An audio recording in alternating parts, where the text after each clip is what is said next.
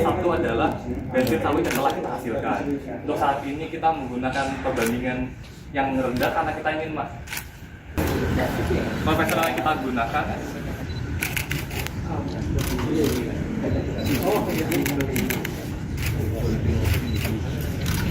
Dan ini bensin sawit yang kita telah buat. Pikir bahwa tidak ada fase yang terpisah sehingga bensin dapat terlalu secara sempurna antara bensin sawit sama korek.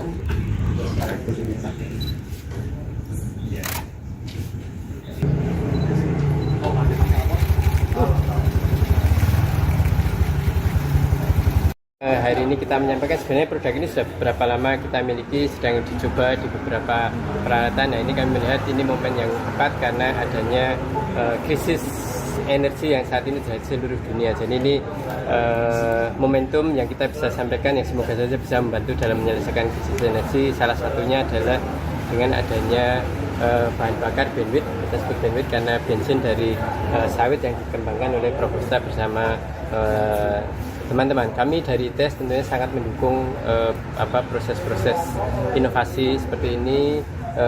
Ini pendanaan kemarin dari mana ya? BPDPKS. Pendanaan dari BPDPKS sawit yang alhamdulillah ITS selama beberapa tahun terakhir ini selalu mendapatkan pendanaan yang terbesar. Nah, insya Allah kami selalu support pihak-pihak ini. Nah, nanti kalau kita misalnya harus mencari ke industri atau mitra yang terlibat, insya Allah kami akan dengan siap untuk membantu tim agar ini bisa dihilirkan dan diproduksi dengan banyak. Saat ini masih 10%, nanti mungkin detailnya monggo Pak Ustadz, tapi saya rasa kita akan bisa tingkatkan sedikit. Kalau untuk mesin-mesin yang diesel yang untuk asintan peralatan pertanian, insya Allah uji coba yang dilakukan sudah sampai 50% di blending.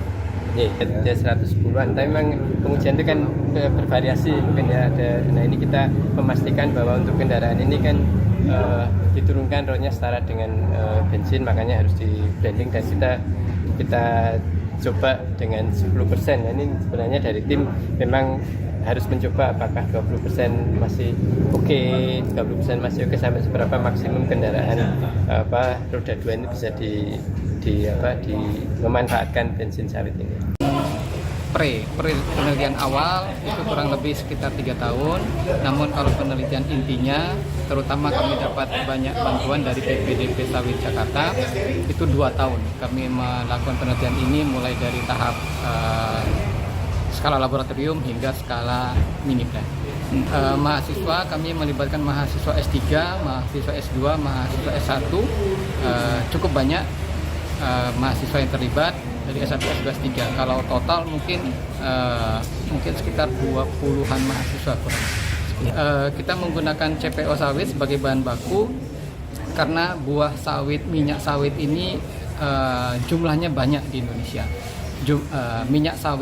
Minyak yang dihasilkan dari buah sawit itu jumlahnya besar dibandingkan dengan buah-buah yang lain. Kalau buah-buah yang lain, minyak yang dihasilkan itu jumlahnya lebih sedikit daripada sawit. Sawit ini punya potensi yang besar, minyak yang dihasilkannya sangat banyak, sehingga bisa kita gunakan sebagai raw material, bahan baku. Jadi kita gunakan bahan baku. Dan Indonesia memiliki CPO yang cukup besar, kurang lebih hanya sebagian kecil yang diproses menjadi minyak goreng, hanya sebagian kecil.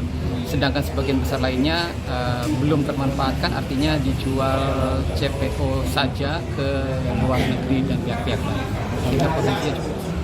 Secara umum kalau bioetanol atau biogasolin lain itu bahan bakunya dari etanol. Dari etanol, baik itu dari singkong ataupun dari tebu dan sebagainya. Kalau ini dari CPO sawit. Kalau yang itu berbeda buah, berbeda bahan baku. Efisiensi dalam satu kali proses kami bisa menghasilkan 50-55% bensin sawit. 45%-nya masih bisa digunakan. Selama ini kami tidak ada residu yang ada itu sebagai kami gunakan untuk kompor bakar. Jadi semua prosesnya menghasilkan dan bisa digunakan. Kurang lebih kalau kita ambil 10 kilo. Kalau kita ambil 10 kilo sawit, maka 50%-nya 5 liter.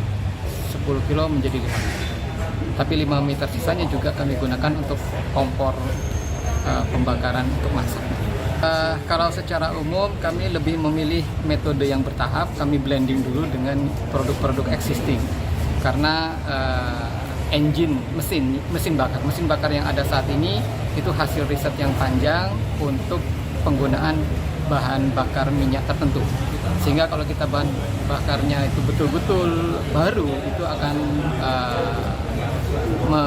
membutuhkan modifikasi mesin yang banyak, sehingga kami lebih ke blending. Dengan blending tidak perlu banyak modifikasi mesin yang dilakukan, sudah bisa menggunakan mesin-mesin yang umum. Untuk emisi gas buang ini masih perlu penelitian lebih lanjut, namun kurang lebih dalam perbandingannya ini saat ini yang kami gunakan itu sekitar 10%. Kalau 10% kurang lebih emisinya masih sama dengan yang 90% bensin pada umumnya.